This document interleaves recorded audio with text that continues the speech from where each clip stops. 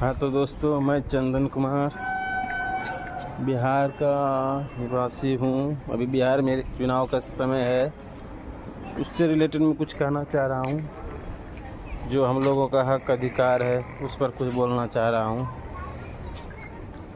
पहला तो मेरा यही टारगेट है, बिहार में EWS को 10% स्टेट लेवल के वैकेंसी में क्यों दिया जा रहा है, जबकि जातिगत जनगणना हो चुका है। वहाँ हमारे माननीय नेताजी नीतीश कुमार जी और माननीय तेजस्वी जी से मेरा आग्रह है, आप तो हमारे नेता हैं, OBC के नेता हैं, OBC SC/ST के नेता हैं। आपको तो इस पर आवाज़ उठाना चाहिए, कुछ कड़ा एक्शन लेना चाहिए।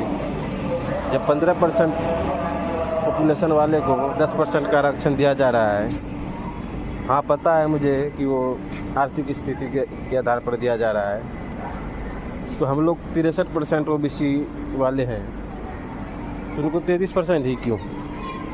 कम से कम इनके रेशियो के हिसाब से हम लोगों का जितना बनता है उतना देना चाहिए आरक्षण, या तो इनका कम किया जाए। नहीं तो मेरा एक तर्क यहाँ पर ये है, क्योंकि अनारक्षित के लिए तो जातिगत के आधार पर है नहीं, वो इकोनॉमी के आधार पर है। तो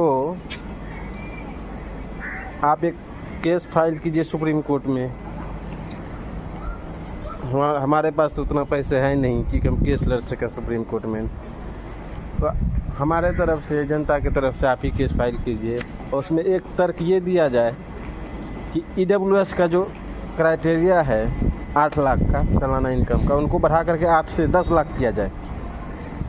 और OBC में है 8 लाख सालाना इनकम, 8 लाख से ऊपर वाले कैंडिडेट चल जाते जनरल में, तो 8 से 10 लाख के बीच जो जनरल में कैंडिडेट रहेंगे, मतलब जाएंगे OBC से जनरल में, 8 से 10 लाख के बीच जो भी OBC कैंडिडेट जनरल में जाएंगे, उसको भी EWS में फॉर्म भरने का अधिकार दिया जाए।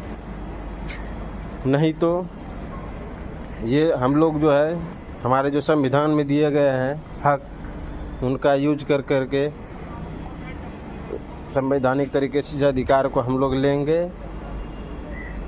या तो प्यार से दे दे या तो छीनना पड़े, लेकिन यह हक हमको दिया जाए और इसके लिए आप आवाज़ उठाइए। नहीं तो फिर हम लोगों को चुनाव में उतरना पड़ेगा। जितने भी बेरोजगार आदमी हैं या रोजगार वाले पढ़े लिखे युवा हैं, उनको चुनाव में उतरना पड़ेगा और अधिकार दिलाना पड़ेगा। वैसे मेरा मानना है कि आप लोग समझदार नेता है, बड़े नेता हैं, इस पर एक्शन लीजिए। हम लोग को